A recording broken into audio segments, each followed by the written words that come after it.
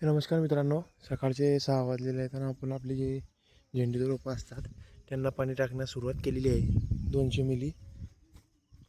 तर मी 200 मिली का टाकता, याचा आपली जे पंपाची सुविधा आहे ते नाही आहे सध्या. आपण जो पंप आहे म्हणजे मोटर, नदीचं पाणी उतरल्यामुळे आपण याला पाणी लावू शकत नाही. त्यासाठी आपल्याला मग्ग्याच्या सहाय्याने पाणी द्यावं लागत आहे रोपायला. आपण बघू शकता अशा प्रकारे मग्गा घेतला, अशा प्रकारे रोपायला पाणी द्यायला लागत आहे. अशा प्रकारे पाणी देण्यास आपल्याला भाग्य पडत आहे. काय करसाल, शेतीची हे हाल असतात. जिथलं कष्ट करा तिथलं फळ भेटेल.